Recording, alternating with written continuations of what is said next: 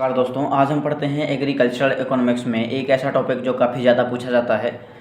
Topic का नाम है डिटर्मिनेंट्स ऑफ डिमांड या फैक्टर अफेक्टिंग ऑफ डिमांड, मांग को प्रभावित करने वाले कारक। तो चलते हैं, पढ़ते हैं। Determinants of demand. The demand is influenced by the following factors. मांग निम्नलिखित कारकों से प्रभावित होती है। जैसा फर्स्ट पॉइंट है इसमें, taste and preferences of the consumer. इसमें लिखा है the changes in demand for various goods occurs due to changes in fashion and massive advertisement by the sellers। उपभोक्ता की जो पसंद है, मांग में जो बदलाव होता है वो बड़े पैमाने पर विज्ञापन के कारण होता है। सेकेंड पॉइंट में है इनकम ऑफ पीपल। इसमें है the greater the income of the people the greater will be their demand for goods and vice versa, thus there is a positive relationship between income and demand when all other factors are kept constant।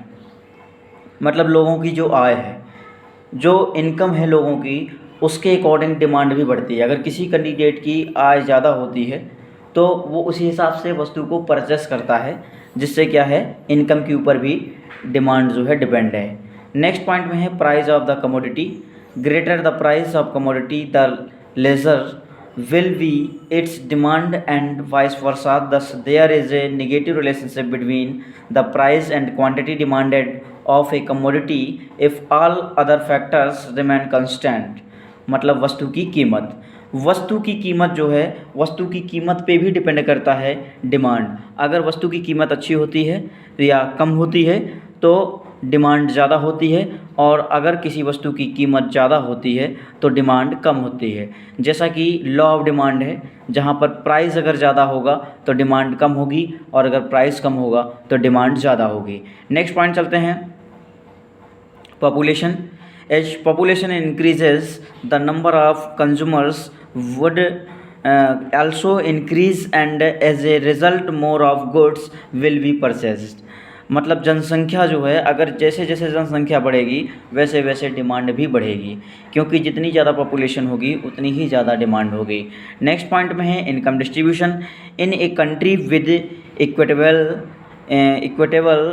Distribution of income there will be larger demand for certain luxury goods, while in a country where the income is unequally divided among the very rich and very poor people, the demand for such luxury goods will be more।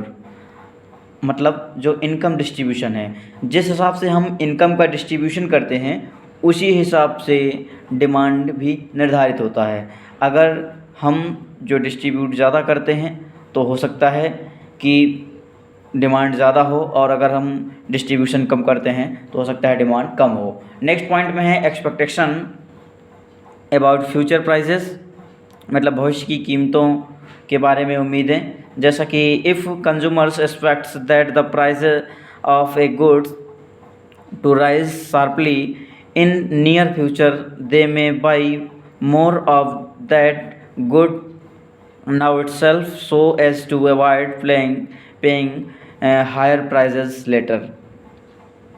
मतलब यदि कि उपभोक्ता को उम्मीद है कि किसी भी वस्तु का रेट तेज़ी से बढ़ सकता है, तो क्या करें कि उस समय हम वस्तु को पहले से ही खरीद लें, जिससे कि हमें हाई रेट देने से हम बच जाएंगे।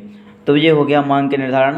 कुछ फैक्टर्स और हैं, फैक्टर अफेक्टिंग ऑफ डिमांडेड, मांग को प्रभावित करने वाले कारक, जिसमें level of income should not change, जो आय की तालिका है उसको नहीं बदलना चाहिए। Taste and preferences of consumer should not change, उपभोक्ता का परीक्षण और प्राथमिकताएं नहीं बदलनी चाहिए। प्राइस ऑफ रिलेटेड गुड्स, संबंधित वस्तुओं की कीमत जो है वो उसी के अकॉर्डिंग रहना चाहिए, जो जिससे संबंधित जो वस्तु है उसी के अकॉर्डिंग वस्तु की कीमत रखना। नेक्स्ट पॉइंट में है डिस्ट्रीब्यूशन ऑफ वेल्थ, धन का वितरण। नेक्स्ट पॉइंट है गवर्नमेंट पॉलिसी, सरकार की नीति। जैसे अगर जीएसटी है, जीएसटी अगर कम है तो डिमांड ज़्यादा आएगी, अगर वहीं पर अगर जीएसटी ज़्यादा हो जाती है, जीएसटी रेट अगर ज़्यादा हो जाता है तो वहीं पर डिमांड कम होती है।